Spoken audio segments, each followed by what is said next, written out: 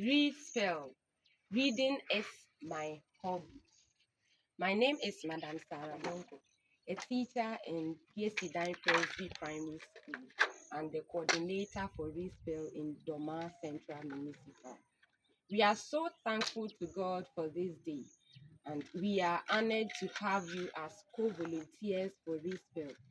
I'm here to deliver a presentation on how to teach Readspell Phonics. We begin our lessons by greeting our learners by saying Readspell. That is our slogan, and the learners respond by saying reading is my hobby, as written here nicely. So Readspell, reading is my hobby. Now our first lesson will be treated by using the flashcards to guide the learners to associate the letters of the English alphabet to their respective IPA. That is International Phonological Alphabet, or the sounds. We have 26 alphabets in English, and each of them has gotten its own sound or sounds. This means that a letter can have one or multiple sounds. Hence, we will be looking at the traditional or the IPA of the letters and words in which the sound or the IPA can be heard correctly.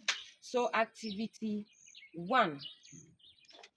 In the first activity, we will guide our learners to pronounce the letters, and then we will guide them to know the symbols that the letters are represented by, and then they will know how to also pronounce the sound. So for instance, with my flashcards, we have the first letter in the English language to be A. So we have the uppercase A, we have the lowercase a, and then the symbol for representing the A sound is this particular symbol here in the two slashes.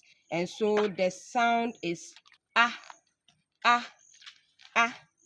So we have A, A, A, A, A, A.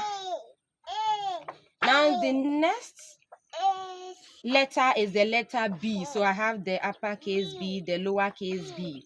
And this is the symbol, the small letter B in slashes, and it sounds B, B.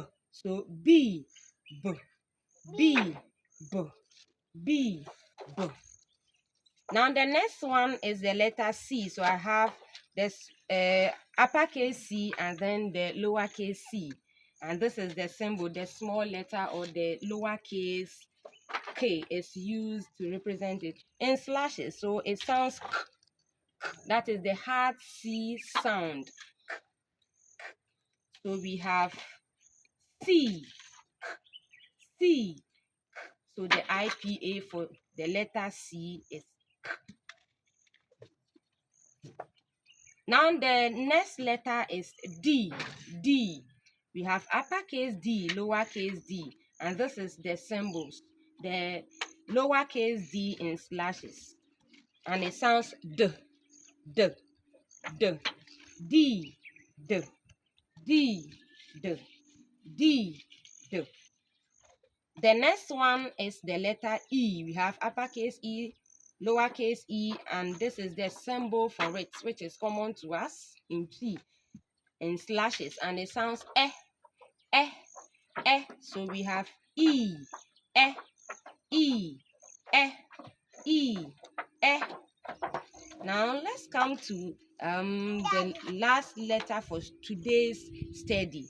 We have the letter F, F, uppercase F, lowercase f, and this is the symbol for F, and it sounds so F, F, F. Now let's look at the next activity. Now in the next activity, we are to guide our learners by pointing at the letters, that is the, and then the IPAs. Now after pointing at the letters and then the IPAs, We will also look at the words on the flashcards to pronounce them correctly.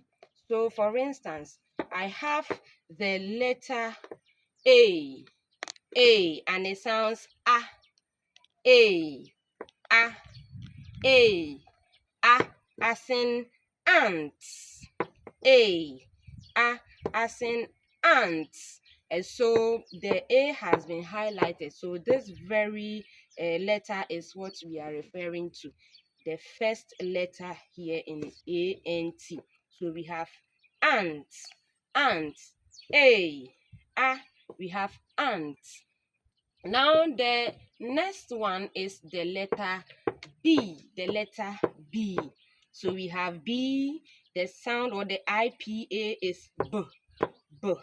And we have a word in which the sound B can be heard correctly. So we have BELT, which is belt, belt, belt. So the initial letter, that is the sound B, or representing the sound B. So we have B, B, belt, B, B, as in belt. Let's look at the next one, which is the letter C. We have C,